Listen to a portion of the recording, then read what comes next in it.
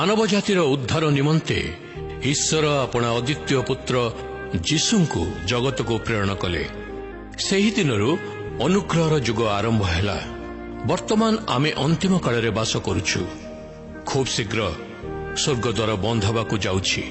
ଅନୁଗ୍ରହର ଯୁଗ ସମାପ୍ତ ହେଲା ପରେ ବିଚାର ଆରମ୍ଭ ହେବ, କାରଣ ମନୁଷ୍ୟମାନଙ୍କ ନିମନ୍ତେ ଥରେ ମାତ୍ର ମୃତ୍ୟୁ ଆଉ ତାପରେ ବିଚାର ନିରୂପିତ ଅଛି। ତେଣୁ ଆଜି ଆପଣ ଜୀବନକୁ ସଜାଡ଼ି ପାରିବେ, ପରିବାରକୁ, ମଣ୍ଡଳୀକୁ ସଜାଡ଼ି ପାରିବେ, ଅନେକଙ୍କୁ ଯୀଶୁଙ୍କଠାରେ ଥିବା ଅନନ୍ତ ଜୀବନ ସମ୍ପର୍କରେ ଜଣାଇ ପାରିବେ। ଏହି ଗୁରୁତ୍ୱପୂର୍ଣ୍ଣ ବିଷୟକୁ ହୃଦୟଙ୍ଗମ କରି ପ୍ରସ୍ତୁତ କରୁଛୁ ଈଶ୍ୱରଙ୍କ ଦାସ ଭାଇ ନିରଞ୍ଜନ ତୁରୁଙ୍କ ମାଧ୍ୟମରେ ଈଶ୍ୱରଙ୍କ ବାକ୍ୟର ସିଡି ସ୍ୱର୍ଗଦ୍ୱାର ବନ୍ଦ ହେବା ପୂର୍ବରୁ। ପ୍ରାର୍ଥନା କରୁଛୁ ଏହି ସମ୍ବାଦଟି ଅନେକଙ୍କୁ ସ୍ୱର୍ଗ ରାଜ୍ୟ ନିମନ୍ତେ ପ୍ରସ୍ତୁତ କରିବ। ପ୍ରଭୁ ଯୀଶୁ ଖ୍ରୀଷ୍ଟଙ୍କ ପବିତ୍ର ମହାନ ନାମରେ ମୁଁ ଆପଣମାନଙ୍କୁ ଆନ୍ତରିକ ଶୁଭେଚ୍ଛା ଏବଂ ଅଭିନନ୍ଦନ ଜଣାଏ। ପ୍ରଭୁ ଆମମାନଙ୍କୁ ପୁଣି ଥରେ ସୁଯୋଗ ଦେଇଛନ୍ତି ତାଙ୍କ ଦ୍ୱାରା ପ୍ରଦତ୍ତ ବାଇବଲରୁ କିଛି ବିଷୟ ଧ୍ୟାନ କରିବା ନିମନ୍ତେ। ଈଶ୍ୱରଙ୍କ ବାକ୍ୟ ବାଇବଲ ଅପରିବର୍ତ୍ତନୀୟ ଅଟେ। ଏହା ଯୁଗ ପରେ ଯୁଗ ପ୍ରତ୍ୟେକଙ୍କ ନିମନ୍ତେ ତାଙ୍କର ବାର୍ତ୍ତା ବହନ କରି ଆସିଛି। ଆଜି ଆମେ ଯେଉଁ ପ୍ରସଙ୍ଗରେ ଆଲୋଚନା କରିବା ସେହି ପ୍ରସଙ୍ଗଟି ହେଲା ସ୍ୱର୍ଗଦ୍ୱାର ବନ୍ଦ ହେବା ପୂର୍ବରୁ। ଆମେ ସମସ୍ତେ ସ୍ୱର୍ଗ ଯିବା ନିମନ୍ତେ ଚାହୁଁ। ସ୍ୱର୍ଗର ପରମେଶ୍ୱର ଆମ୍ଭମାନଙ୍କ ନିମନ୍ତେ ସ୍ୱର୍ଗଦ୍ୱାର ଉନ୍ମୁକ୍ତ କରି ରଖିଛନ୍ତି, କିନ୍ତୁ ଦିନ ଆସୁଛି ସ୍ୱର୍ଗଦ୍ୱାର ବନ୍ଦ ହେବା ପାଇଁ ଯାଉଛି। ପ୍ରଭୁ ଯୀଶୁ ଖ୍ରୀଷ୍ଟ ଜଗତକୁ କାହିଁକି ଆସିଥିଲେ? ଏବ୍ରୀ ତାର 10 ପର୍ବ 7 ପଦରେ କୁହନ୍ତି, ଏଠାରେ ଏପରି ଲେଖାଯାଏ, ସେତେବେଳେ ମୁଁ କହିଲି, ଦେଖ, ଶାସ୍ତ୍ରରେ ମୋ ବିଷୟରେ ଲେଖା ଅଛି, ହେ ଈଶ୍ୱର, ତୁମ୍ଭର ଇଚ୍ଛା ସାଧନ କରିବାକୁ ମୁଁ ଆସିଅଛି।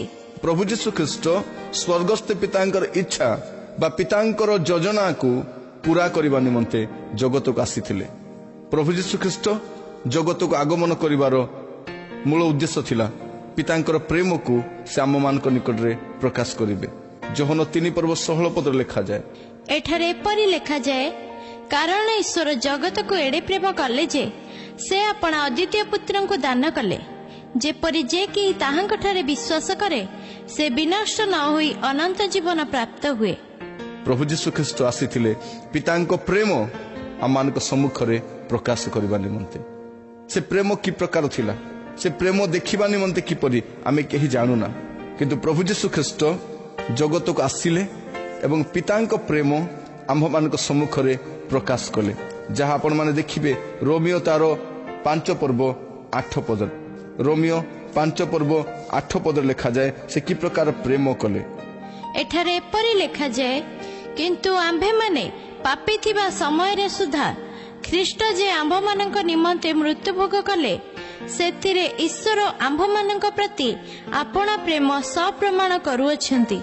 ପ୍ରଭୁ ଯୀଶୁ ଖ୍ରୀଷ୍ଟ ଜଗତରେ ଆସିଥିଲେ ପିତାଙ୍କ ପ୍ରେମ ପ୍ରକାଶ କରିବା ନିମନ୍ତେ। ପ୍ରଭୁ ଯୀଶୁ ଖ୍ରୀଷ୍ଟ କାହିଁକି ଜଗତକୁ ଆସିଥିଲେ? ଲୁକ 19:10। ଏଠାରେ ଏପରି ଲେଖାଯାଏ, କାରଣ ଯାହା ହଜିଅଛି ତାହା ଖୋଜି ରକ୍ଷା କରିବାକୁ ମନୁଷ୍ୟ ପୁତ୍ର ଆସିଅଛନ୍ତି। ସେ ମନୁଷ୍ୟ ପୁତ୍ର ଭାବରେ ଆସିଥିଲେ। ମନୁଷ୍ୟ ସନ୍ତାନ ମାନେ କିପରି ଈଶ୍ୱରଙ୍କ ସନ୍ତାନ ହେବେ, ସେଥି ନିମନ୍ତେ ଈଶ୍ୱରଙ୍କ ସନ୍ତାନ ମନୁଷ୍ୟ ସନ୍ତାନ ହୋଇ ଆସିଲେ। ଆଜି ଆପଣଙ୍କୁ ଆଉ ମୋତେ ଈଶ୍ୱରଙ୍କ ସହିତ ପୁନର୍ମିଳିତ କରିବା ନିମନ୍ତେ ଯୀଶୁ ହିଁ ଏକମାତ୍ର ମାଧ୍ୟମ ଅଟନ୍ତି। ପ୍ରଭୁ ଯୀଶୁ ଖ୍ରୀଷ୍ଟ ଜଗତକୁ ଆସିଥିଲେ ମୃତ୍ୟୁର ଅଧିକାରୀକୁ ବିନାଶ କରିବା ନିମନ୍ତେ। ଏବ୍ରୀ 2 ପର୍ବ 14 ପଦ ଲେଖାଯାଏ ଯେ ସେ ମୃତ୍ୟୁର ଅଧିକାରୀକୁ ବିନାଶ କରିବା ନିମନ୍ତେ ଆସିଥିଲେ, କାରଣ ମନୁଷ୍ୟ ଅବାଧ୍ୟ ହେବା ପରେ ଜଗତ ଉପରେ ମୃତ୍ୟୁ ରାଜତ୍ୱ କରୁଥିଲା, କିନ୍ତୁ ଯେଉଁମାନେ ଯୀଶୁଙ୍କୁ ବିଶ୍ୱାସ କରନ୍ତି ସେମାନେ ବିନଷ୍ଟ ନ ହୋଇ ଅନନ୍ତ ଜୀବନ ପାଆନ୍ତି। ତେଣୁ ପ୍ରଭୁ ଯୀଶୁ ଖ୍ରୀଷ୍ଟ ଜଗତକୁ ଆସି କହିଲେ, ମୁଁ ପଥ, ସତ୍ୟ ଓ ଜୀବନ। ଯୀଶୁ ହିଁ ଜୀବନ ଅଟନ୍ତି, କିନ୍ତୁ ଶୈତାନ ଜଗତରେ ମୃତ୍ୟୁ ପ୍ରବେଶ କରାଇଥିଲା, ଆଉ ଯେ ଯୀଶୁଙ୍କୁ ଗ୍ରହଣ କରେ ସେ ଜୀବନ ପାଏ। ପ୍ରଭୁ ଯୀଶୁ ଖ୍ରୀଷ୍ଟ ଜଗତକୁ କାହିଁକି ଆସିଥିଲେ?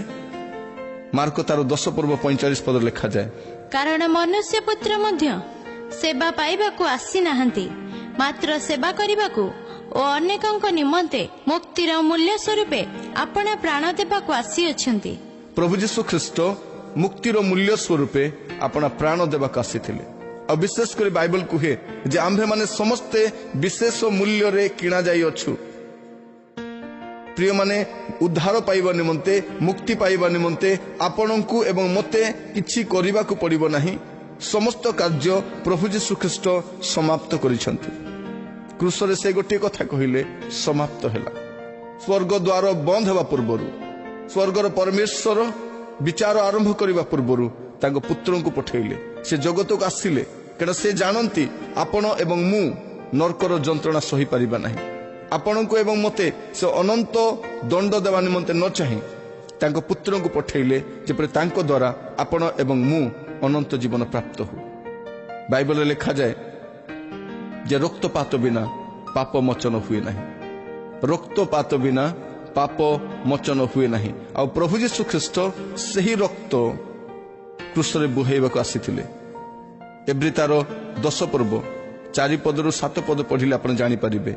ଏଠାରେ ଏପରି ଲେଖାଯାଏ, କାରଣ ବୃଷ ଓ ଛାଗର ରକ୍ତ ଯେ ପାପ ହରଣ କରିବ, ଏହା ଅସମ୍ଭବ। ସେଥିପାଇଁ ଖ୍ରୀଷ୍ଟ ଜଗତକୁ ଆଗମନ କରି କହନ୍ତି, ବଳିଦାନ ଓ ନୈବେଦ୍ୟ ନ ଲୋଡ଼ି ମୋ ନିମନ୍ତେ ଏକ ଶରୀର ପ୍ରସ୍ତୁତ କଲ। ହୋମବଳି ଓ ପାପାର୍ଥକ ବଳିରେ ତୁମ୍ଭେ ସନ୍ତୁଷ୍ଟ ହେଲ ନାହିଁ।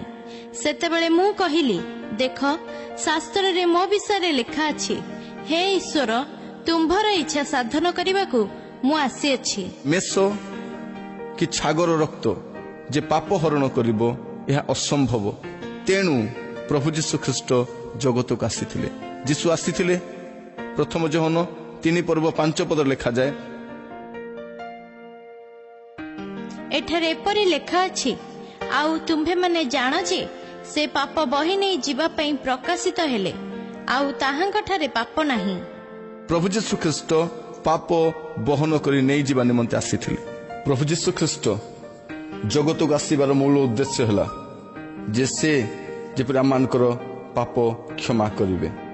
ଲେଖାଯାଏ, ସେ ପୁତ୍ର ପ୍ରସବ କରିବେ, ଆଉ ତୁମ୍ଭେ ତାହାଙ୍କ ନାମ ଯୀଶୁ ଦେବ, କାରଣ ସେ ଆପଣା ଲୋକମାନଙ୍କୁ ସେମାନଙ୍କ ସମସ୍ତ ପାପରୁ ପରିତ୍ରାଣ କରିବେ। ପ୍ରଭୁ ଯୀଶୁ ପରିତ୍ରାଣକର୍ତ୍ତା ଅଟନ୍ତି। ଅନେକ କହିପାରନ୍ତି, ମୁଁ ତ କିଛି ପାପ କରିନାହିଁ, କିନ୍ତୁ ବାଇବଲ କହେ ଆମେ ସମସ୍ତେ ପାପ କରିଅଛୁ। ରୋମିଓ ତାର 3 ପର୍ବ 23 ପଦରେ ଲେଖାଯାଏ, ଆମେ ସମସ୍ତେ ତ ପାପ କରିଅଛୁ। ଆଉ ରୋମିଓ 6 ପର୍ବ 23 ପଦରେ ଲେଖାଯାଏ, କାରଣ ପାପର ବେତନ ମୃତ୍ୟୁ। ପ୍ରିୟ ବନ୍ଧୁ, ଆମେ ସମସ୍ତେ ପାପ କରିଛୁ। ପୁଣି ଏଠୁ ଉଦ୍ଧାର ପାଇବା ନିମନ୍ତେ ଆମର କ୍ରିୟାକର୍ମ ଦ୍ୱାରା ତାହା ସମ୍ଭବ ନୁହେଁ। କାରଣ ବାଇବଲ କୁହେ ଏଫିସିୟ ତାର 2 ପର୍ବ 9 ପଦରେ, ଏଠାରେ ଏପରି ଲେଖାଯାଏ, କ୍ରିୟାକର୍ମରୁ ନୁହେଁ, ଯେପରି କେହି ଦର୍ପ ନ କରେ। କ୍ରିୟାକର୍ମରେ ମୁକ୍ତି ମିଳେ ନାହିଁ। ଆମମାନଙ୍କର ଯେତେ ଧର୍ମକର୍ମ କରୁଛୁ, ଆମେ ଯେତେ ଉତ୍ତମ କର୍ମ କରୁଛୁ, ବାଇବଲରେ ଲେଖାଯାଏ ସେସବୁ ଅଶୁଚି ବସ୍ତ୍ର ତୁଲ୍ୟ ଅଟେ। ଆଉ ତାହା ସ୍ୱର୍ଗର ପରମେଶ୍ୱର ଏବଂ ଆମ ମଧ୍ୟରେ ପ୍ରାଚୀର ସ୍ୱରୂପ ଅଟେ। ଯିଶାୟ 59 ପର୍ବ 2 ପଦ। ଏଠାରେ ଏପରି ଲେଖାଯାଏ, ମାତ୍ର ତୁମମାନଙ୍କର ଅପରାଧ ସବୁ ତୁମ୍ଭମାନଙ୍କର ଓ ତୁମ୍ଭମାନଙ୍କ ପରମେଶ୍ୱରଙ୍କ ମଧ୍ୟରେ ବିଚ୍ଛେଦ ଘଟାଇଅଛି, ଓ ତୁମ୍ଭମାନଙ୍କର ପାପ ସବୁ ତୁମ୍ଭମାନଙ୍କ ଠାରୁ ତାହାଙ୍କ ମୁଖ ଲୁଚାଇଅଛି, ଏଥିପାଇଁ ସେ ଶୁଣିବେ ନାହିଁ। ମନୁଷ୍ୟ ଯେତେବେଳେ ପାପରେ ପତିତ ହେଲା, ସେହି ସମୟଠାରୁ ପରମେଶ୍ୱର ଯୋଜନା କଲେ ତାଙ୍କ ପୁତ୍ରଙ୍କୁ ପଠାଇବେ। ନାରୀର ବଂଶରୁ ଜଣେ ଆସିବେ ଯେ ଜଗତର ଉଦ୍ଧାର କରିବେ। ତେଣୁ ସେହି ପରିତ୍ରାଣକୁ ପୂରା କରିବା ନିମନ୍ତେ ପ୍ରଭୁ ଯୀଶୁ ଖ୍ରୀଷ୍ଟ ଜଗତକୁ ଆସିଥିଲେ। କାରଣ ବାଇବଲ କୁହେ, ଆକାଶ ତଳେ ଯୀଶୁ ନାମ ବିନା ଅନ୍ୟ ନାମରେ ମୁକ୍ତି ନାହିଁ। ପ୍ରେରିତ ତାର 4 ପର୍ବ 12 ପଦରେ ଆମେ ଦେଖୁ, ଏଠାରେ ଏପରି ଲେଖା ଅଛି, ତାହାଙ୍କ ଛଡ଼ା ଆଉ କାହାଠାରେ ପରିତ୍ରାଣ ନାହିଁ, କାରଣ ଯାହାଦ୍ୱାରା ଆମ୍ଭମାନଙ୍କୁ ପରିତ୍ରାଣ ପାଇବାକୁ ହେବ, ଆକାଶ ତଳେ ମନୁଷ୍ୟମାନଙ୍କ ମଧ୍ୟରେ ଆଉ କୌଣସି ନାମ ଦିଆଯାଇ ନାହିଁ। ଯୀଶୁଙ୍କ ଛଡ଼ା ଆଉ କାହାଠାରେ ପରିତ୍ରାଣ ନାହିଁ, କାରଣ ଆମମାନଙ୍କୁ ପରିତ୍ରାଣ କେବଳ ଯୀଶୁ ନାମ ହିଁ ଦେଇପାରେ। ପ୍ରଥମ ତିମୋଥୀ 2:5 ଆମେ ଦେଖୁ ଯେ ଆକାଶ ତଳେ ଯୀଶୁ ହିଁ ଏକମାତ୍ର ମଧ୍ୟସ୍ଥ ଅଟନ୍ତି। ଯୋହନ 14:6 ଯୀଶୁ ତାଙ୍କୁ କହିଲେ, ମୁଁ ପଥ ସତ୍ୟ ଓ ଜୀବନ, ମୋ ଦେଇ ନ ଗଲେ କେହି ପିତାଙ୍କ ନିକଟକୁ ଯାଏ ନାହିଁ। ଏଠୁ ଆମେ ଜାଣିବା ପାଇଁ ପାଇଲୁ ଯେ ଯୀଶୁ ହିଁ ଏକମାତ୍ର ପଥ, ଯୀଶୁ ହିଁ ଏକମାତ୍ର ମଧ୍ୟସ୍ଥ, ଯୀଶୁ ହିଁ ଏକମାତ୍ର ମାଧ୍ୟମ ଅଟନ୍ତି। ଆଉ ଯୀଶୁଙ୍କ ରକ୍ତରେ ହିଁ ମୁକ୍ତି ଅଛି। ଯୀଶୁଙ୍କ ରକ୍ତ ବିନା ଅନ୍ୟ ରକ୍ତରେ ମୁକ୍ତି ନାହିଁ। ପ୍ରକାଶିତ ବାକ୍ୟ 1:5 ଆମେ ଦେଖୁ ଯେ ଯୀଶୁଙ୍କ ରକ୍ତ ଆମମାନଙ୍କୁ ପାପରୁ ମୁକ୍ତ କରେ। ଏଫେସୀୟ 1:7 ଦେଖୁ ଯୀଶୁଙ୍କ ରକ୍ତ ଆମମାନଙ୍କୁ ପାପ ସବୁ କ୍ଷମା କରେ, ତହିଁରୁ ଆମମାନେ କ୍ଷମାପ୍ରାପ୍ତ ହଉ। ପ୍ରଥମ ଯୋହନ 1:7 ଲେଖାଯାଏ, ସେ ଆମମାନଙ୍କୁ ସମସ୍ତ ପାପରୁ ପରିଷ୍କାର କରେ। ଯୀଶୁଙ୍କ ରକ୍ତ ଆମମାନଙ୍କୁ କ୍ରୟ କରିଛି। ତ କେବଳ ଯୀଶୁଙ୍କ ରକ୍ତ ହିଁ ଆମକୁ ଉଦ୍ଧାର କରିପାରେ। ଯୀଶୁଙ୍କ ନାମରେ ଆପଣଙ୍କ ଏବଂ ମୋର ଉଦ୍ଧାର ଅଛି। ଆକାଶ ତଳେ କେବଳ ଯୀଶୁ। ତ ପ୍ରଭୁ ଯୀଶୁ ଖ୍ରୀଷ୍ଟ ଆସିଥିଲେ ଆମମାନଙ୍କୁ ଉଦ୍ଧାର କରିବା ନିମନ୍ତେ, କିନ୍ତୁ ବର୍ତ୍ତମାନ ସେ କାହିଁକି ଆସୁଛନ୍ତି? ସ୍ୱର୍ଗର ଦ୍ୱାର ବନ୍ଦ ହେବା ପୂର୍ବରୁ ସ୍ୱର୍ଗର ପରମେଶ୍ୱର କାହିଁକି ଆସୁଛନ୍ତି? ସେ ପ୍ରଥମରେ ଆସିଲେ ଉଦ୍ଧାରର କାର୍ଯ୍ୟ ସମାପ୍ତ କଲେ। ଲୁକ ତାର 2:11 ଲେଖାଯାଏ, ଏଠାରେ ଏପରି ଲେଖାଯାଏ, କାରଣ ଆଜି ଦାଉଦଙ୍କ ନଗରରେ ତୁମ୍ଭମାନଙ୍କ ନିମନ୍ତେ ତ୍ରାଣକର୍ତ୍ତା ଜନ୍ମଗ୍ରହଣ କରିଅଛନ୍ତି, ସେ ଖ୍ରୀଷ୍ଟ ପ୍ରଭୁ। ପ୍ରଭୁ ଯୀଶୁ ଖ୍ରୀଷ୍ଟ ତ୍ରାଣକର୍ତ୍ତା ଭାବରେ ଆସିଥିଲେ।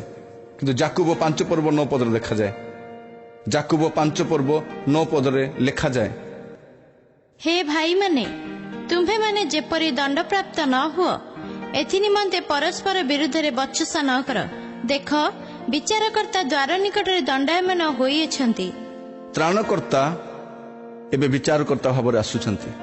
ପ୍ରଭୁ ଯୀଶୁ ଖ୍ରୀଷ୍ଟ ଯେ ଆପଣଙ୍କ ନିମନ୍ତେ, ମୋ ନିମନ୍ତେ ମୁକ୍ତିର ମୂଲ୍ୟ ସ୍ୱରୂପେ ଆପଣ ପ୍ରାଣ ଦେଲେ, ସମସ୍ତ କଷ୍ଟ ସହ୍ୟ କଲେ, ଆମ ସମସ୍ତଙ୍କ ନିମନ୍ତେ ଦଣ୍ଡ ସହିଲେ, ଯେପରି ଆପଣ ଏବଂ ମୁଁ ଉଦ୍ଧାର ପାଇବୁ। ସେ ବର୍ତ୍ତମାନ ଆସୁଛନ୍ତି। ଯେଉଁମାନେ ସେ ସବୁକୁ ଅଗ୍ରାହ୍ୟ କରିଛନ୍ତି ସେମାନଙ୍କୁ ଦଣ୍ଡିତ କରିବା ନିମନ୍ତେ। ଲୁକ ତାର 2:19 ଲେଖାଯାଏ, କିନ୍ତୁ ମରିୟମ ଏହି ସମସ୍ତ କଥା ହୃଦୟରେ ରଖି ଆନ୍ଦୋଳନ କରିବାକୁ ଲାଗିଲେ। ପ୍ରଭୁ ଯୀଶୁ ଖ୍ରୀଷ୍ଟ ଆସିଥିଲେ ଅନୁଗ୍ରହର ବର୍ଷ ଘୋଷଣା କରିବା ନିମନ୍ତେ। ଯୀଶୁଙ୍କର ପ୍ରଥମ ଆଗମନର ଉଦ୍ଦେଶ୍ୟ ସେ ଅନୁଗ୍ରହର ବର୍ଷ ଘୋଷଣା କରିବେ। ଦୀର୍ଘ 2000 ବର୍ଷ ହେଲା ଆପଣ ଏବଂ ମୁଁ ଅନୁଗ୍ରହ ତଳେ ରହି, କିନ୍ତୁ ଯିଶାୟ 61 ପର୍ବ ତାର 2 ଲେଖାଯାଏ, ସଦାପ୍ରଭୁଙ୍କର ଗ୍ରାହ୍ୟ ବର୍ଷ ଓ ଆମ୍ଭମାନଙ୍କ ପରମେଶ୍ୱରଙ୍କର ପ୍ରତିଶୋଧର ଦିନ ଘୋଷଣା କରିବାକୁ, ଶୋକାର୍ତ୍ତ ସମସ୍ତଙ୍କୁ ସାନ୍ତ୍ୱନା କରିବାକୁ। ଆପଣଙ୍କୁ ଏବଂ ମୋତେ ଦିନେ ଯୀଶୁଙ୍କୁ ସାକ୍ଷାତ କରିବାକୁ ପଡ଼ିବ। ଆପଣଙ୍କୁ ଏବଂ ମୋତେ ଦିନେ ଯୀଶୁଙ୍କୁ ସାକ୍ଷାତ କରିବାକୁ ପଡ଼ିବ। ଯିଶାୟ ତାର 53 ପର୍ବ 7 ଲେଖାଯାଏ, ଏଠାରେ ଏପରି ଲେଖାଯାଏ, ସେ ଉପଦ୍ରବ ପ୍ରାପ୍ତ ହେଲେ, ତଥାପି ସେ ଆପଣଙ୍କୁ ନମ୍ର କରି ଆପଣା ମୁଖ ଫିଟାଇଲେ ନାହିଁ। ବଦ୍ଧ ସ୍ଥାନକୁ ନିଆଯିବା ମେଷ ଶାବକ ତୁଲ୍ୟ, ଲୋମ ଛେଦକମାନଙ୍କ ସମ୍ମୁଖରେ ନୀରବ ମେଷି ତୁଲ୍ୟ ହୋଇ ସେ ଆପଣା ମୁଖ ଫିଟାଇଲେ ନାହିଁ। ଯେ ସେ ନୀରବ ମେଷ ତୁଲ୍ୟ ଆପଣଙ୍କ ନିମନ୍ତେ ଏବଂ ମୋ ନିମନ୍ତେ ସମସ୍ତ କଷ୍ଟ ସହ୍ୟ କଲେ। ସେ ନୀରବ ରହିଲେ, କିଛି କହିଲେ ନାହିଁ, ଫେରି କିଛି ଉତ୍ତର ଦେଲେ ନାହିଁ। ତାଙ୍କୁ ତାଡ଼ିତ କରୁଥିବା ଲୋକମାନଙ୍କୁ, ପ୍ରହାରିତ କରୁଥିବା ଲୋକମାନଙ୍କୁ, ନିନ୍ଦା ଦେଉଥିବା ଲୋକମାନଙ୍କୁ ସେ କିଛି କହିଲେ ନାହିଁ। କିନ୍ତୁ ପ୍ରକାଶିତ ବାକ୍ୟ 6 ପର୍ବ 13-16 ଯଦି ଆପଣ ପଢ଼ିବେ, ସେଠାରେ ଦେଖିବେ ଯେ ମେଷ ଶାବକଙ୍କ କ୍ରୋଧରୁ କିଏ ରକ୍ଷା କରିବ। ଏଠାରେ ଏପରି ଲେଖାଯାଏ, ପ୍ରବଳ ବାୟୁର ଆଘାତରେ ଡିମ୍ବିରି ବୃକ୍ଷରୁ ଯେପରି ଅପକ୍ୱ ଫଳ ସବୁ ପତିତ ହୁଏ, ସେହିପରି ଆକାଶର ନକ୍ଷତ୍ର ସବୁ ପୃଥିବୀରେ ପତିତ ହେଲେ। ଆକାଶ ମଣ୍ଡଳ ଚର୍ମ ପୁସ୍ତକ ଗୁଡ଼ା ହେଲା ପରି ଗୁଡ଼ା ହୋଇ ଦୂରୀଭୂତ ହେଲା। ପୁଣି ପର୍ବତ ଓ ଦ୍ୱୀପ ସମସ୍ତ ସ୍ଥାନାନ୍ତରିତ ହେଲେ। ଆଉ ପୃଥିବୀର ରାଜାମାନେ, ପାତ୍ର ମନ୍ତ୍ରୀମାନେ, ପ୍ରଧାନ ସେନାପତି ଓ ଧନୀମାନେ, ବଳବାନ ଲୋକମାନେ ଏବଂ ପରାଧୀନ ଓ ସ୍ୱାଧୀନ ଲୋକ ସମସ୍ତେ ଗୁହା ଓ ପର୍ବତମାଳାର ଶୈଳମାନଙ୍କ ମଧ୍ୟରେ ଆପଣା ଆପଣାକୁ ଲୁଚାଇଲେ। ପୁଣି ସେମାନେ ପର୍ବତ ଓ ଶୈଳମାନଙ୍କୁ କହିଲେ, ଆମ୍ଭମାନଙ୍କ ଉପରେ ପଡ଼ି ସିଂହାସନ ଉପବିଷ୍ଟ ବ୍ୟକ୍ତିଙ୍କ ଛାମୁରୁ ଓ ମେଷ ଶାବକଙ୍କ କ୍ରୋଧରୁ ଆମ୍ଭମାନଙ୍କୁ ଲୁଚାଇ ରଖ। ପ୍ରଥମରେ ସେ ଆସିଲେ ନୀରବ ମେଷ ତୁଲ୍ୟ, କିନ୍ତୁ ଦ୍ୱିତୀୟରେ ସେ ଆସୁଛନ୍ତି ଗୋଟେ କ୍ରୋଧୀ ମେଷ ସଦୃଶ୍ୟ। ଲୁକ ତାର 4 ପର୍ବ 22 ପଦରେ ଦେଖୁ ଯେ ତାଙ୍କ ମୁଖରୁ ଅନୁଗ୍ରହର ବାକ୍ୟ ନିର୍ଗତ ହେଉଥିଲା, କିନ୍ତୁ ପ୍ରକାଶିତ ବାକ୍ୟ 1 ପର୍ବ 16 ପଦରେ ଦେଖୁ ଯେ ତାଙ୍କ ମୁଖରୁ ଖଡ୍ଗ ନିର୍ଗତ ହେଉଅଛି। ତାଙ୍କ ମୁଖରୁ ଖଡ୍ଗ ନିର୍ଗତ ହେଉଅଛି। ଆଜି ପ୍ରିୟମାନେ, ଦ୍ୱାର ଖୋଲା ଅଛି। ଆଜି ଦ୍ୱାର ଆପଣଙ୍କ ନିମନ୍ତେ, ମୋ ନିମନ୍ତେ ଉନ୍ମୁକ୍ତ ଅଛି। ସ୍ୱର୍ଗ ପ୍ରବେଶ କରିପାରିବେ, ଉଦ୍ଧାର ପାଇପାରିବେ, ଯୀଶୁଙ୍କୁ ଗ୍ରହଣ କରିପାରିବେ। କାରଣ ଯୀଶୁ କୌଣସି ଧର୍ମର ନୁହନ୍ତି। ଏପରିକି କୌଣସି ଧର୍ମ ଆକାଶ ତଳେ ଆପଣଙ୍କୁ ମୁକ୍ତି ଦେଇ ନପାରେ। କୌଣସି ଧର୍ମରେ ମୁକ୍ତି ନାହିଁ। ଏପରିକି ଖ୍ରୀଷ୍ଟିଆନ ଧର୍ମରେ ସୁଦ୍ଧା ମୁକ୍ତି ନାହିଁ। ଖ୍ରୀଷ୍ଟିଆନ ଧର୍ମରେ ସୁଦ୍ଧା ମୁକ୍ତି ନାହିଁ। ମୁକ୍ତି କେବଳ ଯୀଶୁ ଦେଇପାରନ୍ତି ଏବଂ ଯୀଶୁ କୌଣସି ଧର୍ମର ନୁହନ୍ତି। ଯୀଶୁ ସମସ୍ତଙ୍କ ନିମନ୍ତେ, ଆକାଶ ତଳେ ସମସ୍ତ ମାନବ ଜାତି ନିମନ୍ତେ ଏକମାତ୍ର ତ୍ରାଣକର୍ତ୍ତା ପ୍ରଭୁ ଯୀଶୁ ଖ୍ରୀଷ୍ଟ ଅଟନ୍ତି। ଠିକ୍ ସେହିପରି ବାଇବଲ ଖ୍ରୀଷ୍ଟିଆନ ମାନଙ୍କର ଧର୍ମ ଗ୍ରନ୍ଥ ନୁହେଁ। ଆକାଶ ତଳେ ସମସ୍ତ ମାନବ ଜାତି ନିମନ୍ତେ ସ୍ୱର୍ଗର ପରମେଶ୍ୱର ଦେଇଥିବା ଗୋଟେ ପୁସ୍ତକ, ତାହା ବାଇବଲ ଅଟେ। ବାଇବଲରେ ଆପଣଙ୍କ ସମସ୍ତ ସମସ୍ୟାର ସମାଧାନ ପାଇବେ, ଆଉ ମୂଳ ସମସ୍ୟା ହେଲା ଉଦ୍ଧାର କିପରି ପାଇପାରିବେ। ମାଥ୍ୟୁ ତାର 24 ପର୍ବ 33 ପଦରେ ଲେଖାଯାଏ, ସେହିପରି ତୁମ୍ଭେମାନେ ମଧ୍ୟ ଏହି ସମସ୍ତ ଦେଖିଲେ ସେ ଦ୍ୱାରର ସନ୍ନିକଟ ଏହା ଜାଣ। ମାଥ୍ୟୁ 24 ପର୍ବ ଯଦି ଆପଣ ଧ୍ୟାନର ସହିତ ପଢ଼ିବେ, ଆପଣ ଦେଖିପାରିବେ ଯେ ପ୍ରଭୁ ଯୀଶୁ ଖ୍ରୀଷ୍ଟ ଦ୍ୱାରର ନିକଟବର୍ତ୍ତୀ ହେଲେ ବୋଲି ଆପଣ କିପରି ଜାଣିବେ। ସ୍ପଷ୍ଟ ଭାବରେ ଲେଖାଯାଏ ପୃଥିବୀର ଅବସ୍ଥା, ମେଘମାଳାର ଲକ୍ଷଣ, ଜଳବାୟୁର ପରିବର୍ତ୍ତନ, ପୃଥିବୀରେ ଜାତି ବିରୁଦ୍ଧରେ ଜାତି, ଦେଶ ବିରୁଦ୍ଧରେ ଦେଶ, ସଂଗ୍ରାମର ଜନରବ, ଏ ସମସ୍ତ ଘଟଣା ଘଟିଲେ ତୁମେ ଜାଣିବ ସେ ଦ୍ୱାର ଦେଶରେ ଆସିଗଲେଣି। ସେ ଦ୍ୱାର ଦେଶରେ ଆସିଲେ କ'ଣ ହେବ? ସେ ଆପଣା ମନୋନୀତ, ତାଙ୍କଠାରେ ବିଶ୍ୱାସ କରୁଥିବା ରକ୍ଷାପ୍ରାପ୍ତ ଲୋକମାନଙ୍କୁ କେବଳ ଆହ୍ୱାନ କରିବେ। ତୁରୀ ଶବ୍ଦ ହେବ, ଯେଉଁମାନେ ତାଙ୍କଠାରେ ରହି ବଞ୍ଚୁଛନ୍ତି ସେମାନେ ନିଆଯିବେ, ଏବଂ ଯେଉଁମାନେ ଯୀଶୁଙ୍କ ଠାରେ ବିଶ୍ୱାସ କରି ମହାନିଦ୍ରା ପ୍ରାପ୍ତ ହୋଇଛନ୍ତି ସେମାନେ ଉଠିବେ। ତତ୍ପରେ ଦ୍ୱାର ବନ୍ଦ କରି ଦିଆଯିବ। ମାଥ୍ୟୁ 25 ପର୍ବ 10 ପଦ ଲେଖାଯାଏ, କିନ୍ତୁ ସେମାନେ କିଣିବାକୁ ଯାଉଥିବା ସମୟରେ ବର ଆସିଲେ। ପୁଣି ଯେଉଁମାନେ ପ୍ରସ୍ତୁତ ଥିଲେ ସେମାନେ ତାଙ୍କ ସହିତ ବିବାହ ଉତ୍ସବରେ ଯୋଗଦାନ କରିବା ନିମନ୍ତେ ଗୃହରେ ପ୍ରବେଶ କଲେ, ଆଉ ଦ୍ୱାର ବନ୍ଦ କରାଗଲା। ଦ୍ୱାର ବନ୍ଦ ହେବା ପରେ ସମସ୍ୟାଟା କ'ଣ ହୁଏ? ଯଦି ଆପଣ ବୁଝିବା ପାଇଁ ଚାହାନ୍ତି, ନୋହଙ୍କ ସମୟ ବିଷୟରେ ଆପଣ ଧ୍ୟାନ କରିପାରିବେ। ନୋହଙ୍କ ସମୟରେ ଲୋକମାନଙ୍କ ନିମନ୍ତେ ଅନୁଗ୍ରହ ରହିଥିଲା। କେତେବେଳେ ପର୍ଯ୍ୟନ୍ତ? ଯେତେବେଳେ ପର୍ଯ୍ୟନ୍ତ ନୋହଙ୍କର ଜାହାଜର ଦ୍ୱାର ବନ୍ଦ ହୋଇନଥିଲା। ନୋହଙ୍କ ଜାହାଜର ଦ୍ୱାର ବନ୍ଦ ହେବା ପରେ ଲୋକଙ୍କ ପାଇଁ ଆଉ ଅନୁଗ୍ରହ ନଥିଲା। ତତ୍ପରେ କ'ଣ ହେଲା? ଆକାଶର ଦ୍ୱାର ସବୁ ଉନ୍ମୁକ୍ତ ହେଲା, ଶୈଳ ସବୁ ବିଦୀର୍ଣ୍ଣ ହେଲା, ଓ ତହିଁ ମଧ୍ୟରୁ, ପର୍ବତମାନ ମଧ୍ୟରୁ ଏବଂ ମହାସମୁଦ୍ର ବିଦୀର୍ଣ୍ଣ ହେବାରୁ ତହିଁରୁ ଜଳ ସବୁ ନିର୍ଗତ ହେଲା। ଜଳ ନିର୍ଗତ ହେଲା, ସମସ୍ତ ପ୍ରାଣୀ ଜଳପ୍ଲାବନରେ ମୃତ୍ୟୁଭୋଗ କଲେ। କିନ୍ତୁ ଜାହାଜ ଭିତରେ ଯେଉଁମାନେ ରହିଲେ, ଜାହାଜର ଦ୍ୱାର ସଦାପ୍ରଭୁ ସ୍ୱୟଂ ବନ୍ଦ କରିଥିଲେ। ଜାହାଜର ଦ୍ୱାର ବନ୍ଦ ହେଲା ପରେ ମୋର ପ୍ରିୟମାନେ ଆଉ ଅନୁଗ୍ରହ ନଥାଏ। ଲୋଟ ସୋଦମ ହୋମରାରେ ରହିବା ପର୍ଯ୍ୟନ୍ତ ହିଁ ଅନୁଗ୍ରହ। ଯେତେବେଳେ ଲୋଟ ସୋଦମ ହୋମରାରୁ ବାହାରି ଆସିବେ, ତତ୍ପରେ ଅଗ୍ନି ଏବଂ ଗନ୍ଧକ ବୃଷ୍ଟି ହେବ। ପ୍ରିୟମାନେ, ବାଇବଲ କହେ ସମସ୍ତ ବିଷୟର ଅନ୍ତିମ କାଳ ସନ୍ନିକଟ। ଖୁବ୍ ଶୀଘ୍ର ସ୍ୱର୍ଗର ଦ୍ୱାର ବନ୍ଦ ହେବା ପାଇଁ ଯାଉଛି। ଆପଣଙ୍କ ପାଇଁ ଯେଉଁ ସୁଯୋଗଟି ରହିଛି, ସେ ସୁଯୋଗଟି ଖୁବ୍ ଶୀଘ୍ର ସମାପ୍ତ ହେବା ପାଇଁ ଯାଉଛି। ଏହା ଆପଣଙ୍କ ପାଇଁ ସୁଯୋଗର ସମୟ। ଅନେକ ପ୍ରଭୁ ଯୀଶୁଙ୍କ ନିକଟକୁ ଅନୁତପ୍ତ ହୃଦୟରେ ଫେରି ଆସୁଛନ୍ତି। ଅନେକ ଜାଣିସାରିଲେଣି ଯେ ଯୀଶୁଙ୍କ ଛଡ଼ା ଆଉ କାହାଠାରେ ପରିତ୍ରାଣ ନାହିଁ। ଏହା କୌଣସି ଅତିରଞ୍ଜିତ କଥା ନୁହେଁ ବା କୌଣସି ଧର୍ମର ପ୍ରଚାର ନୁହେଁ, କାରଣ ଯୀଶୁଙ୍କ ବିନା ଆଉ କାହାଠାରେ ମୁକ୍ତି ନାହିଁ। ତେଣୁ ଏ ସୁଯୋଗର ସମୟରେ ଆପଣଙ୍କର ଜୀବନକୁ ସଜାଡ଼ି ପାରିବେ। ଆପଣଙ୍କ ପାପ କ୍ଷମା ପାଇପାରିବେ, ଆପଣ କୁପଥରୁ ଫେରି ପାରିବେ, ଯୀଶୁଙ୍କୁ ମୁକ୍ତିଦାତା ଭାବରେ ଗ୍ରହଣ କରିପାରିବେ, କାରଣ ଯୀଶୁ ହିଁ ଉଦ୍ଧାରକର୍ତ୍ତା ଅଟନ୍ତି। ଆପଣ ଯେକୌଣସି ସମ୍ପ୍ରଦାୟର ହୁଅନ୍ତୁ, ଯେକୌଣସି ଧର୍ମର ହୁଅନ୍ତୁ, ଏପରିକି ଆପଣ ଖ୍ରୀଷ୍ଟ ଧର୍ମରେ ମଧ୍ୟ ରହିପାରନ୍ତି, ଆପଣଙ୍କୁ ଯୀଶୁଙ୍କୁ ଗ୍ରହଣ କରିବାକୁ ପଡ଼ିବ, କୁପଥରୁ ଫେରିବାକୁ ପଡ଼ିବ, ପାପ ସ୍ୱୀକାର କରିବାକୁ ପଡ଼ିବ, ଯୀଶୁଙ୍କୁ ହୃଦୟରେ ସ୍ଥାନ ଦେବାକୁ ପଡ଼ିବ। ଯଦି ପ୍ରଭୁ ଯୀଶୁ ଆପଣଙ୍କ ହୃଦୟରେ ଅଛନ୍ତି, ନିଶ୍ଚୟ ଆପଣ ତାଙ୍କ ରାଜ୍ୟକୁ ଯାଇପାରିବେ। ଆଜି ସୁଯୋଗ ସମାପ୍ତ ହେବା ପାଇଁ ଯାଉଛି, ସୁଯୋଗ ସମାପ୍ତ ହେବା ପାଇଁ ଯାଉଛି। ଜଗତ ଉପରକୁ ସଦାପ୍ରଭୁ ତାଙ୍କର କ୍ରୋଧ ଏବଂ କୋପ ଅଜାଡ଼ି ଦେବା ପୂର୍ବରୁ ତାଙ୍କର ମନୋନୀତ ଲୋକମାନଙ୍କୁ ସୁରକ୍ଷିତ ସ୍ଥାନକୁ ନେବେ ବୋଲି ସେ ପ୍ରତିଜ୍ଞା କରିଛନ୍ତି। ଜଗତର ଦୁଷ୍ଟ, ଦୁରାଚାରୀ, ଭ୍ରଷ୍ଟ ଲୋକମାନଙ୍କ ସହିତ ତାଙ୍କର ମନୋନୀତ ସାଧୁମାନଙ୍କୁ ସେ ବିନଷ୍ଟ ହେବାକୁ ଦେବେ ନାହିଁ। ତାହା ଆପଣମାନେ ପାଇବେ ପ୍ରକାଶିତ ବାକ୍ୟ 3 ପର୍ବ 10 ପଦ ଏବଂ ପ୍ରଥମ ଥେସଲୋନିକି 5 ପର୍ବ 9 ପଦ ଯଦି ପଢ଼ିବେ, ଆପଣ ଜାଣିପାରିବେ ଯେ ପ୍ରଭୁ ପ୍ରତିଜ୍ଞାରେ ବିଶ୍ୱସ୍ତ ଅଟନ୍ତି, ଆଉ ସେଦିନ ଆପଣ ମନୋନୀତ ଲୋକମାନଙ୍କୁ ସେ ସୁରକ୍ଷିତ ସ୍ଥାନରେ ରଖିବେ। ତାପରେ ଜଗତ ଉପରକୁ ମହାକ୍ଲେଶ ଆସିବ। ପ୍ରଭୁ ଯୀଶୁଖ୍ରୀଷ୍ଟ କାହିଁକି ଆସୁଛନ୍ତି? ସେ ଆସୁଛନ୍ତି ଶସ୍ୟ ଏବଂ ଅଗାଡ଼ିକୁ ଅଲଗା କରିବା ପାଇଁ। ମାଥ୍ୟୁ ତାର 3 ପର୍ବ 12 ପଦରେ ଲେଖାଯାଏ, ତାହାଙ୍କ ହାତରେ କୁଲା ଅଛି, ଆଉ ସେ ନିଜ ଖଳା ଉତ୍ତମ ରୂପେ ପରିଷ୍କାର କରି ଆପଣା ଗହମ ଅମାରରେ ସଂଗ୍ରହ କରି ରଖିବେ, କିନ୍ତୁ ଅଗାଡ଼ି ଯାକ ଅନିର୍ବାଣ ଅଗ୍ନିରେ ପୋଡ଼ି ପକାଇବେ। ତାଙ୍କ ହାତରେ ଗୋଟେ କୁଲା ଅଛି, ଆଉ ସେ କୁଲା ହଲାଇବା କ୍ଷଣି ଅଗାଡ଼ି ଏବଂ ଶସ୍ୟ ମଧ୍ୟରେ ପୃଥକ ଜଣା ପଡ଼ିବ।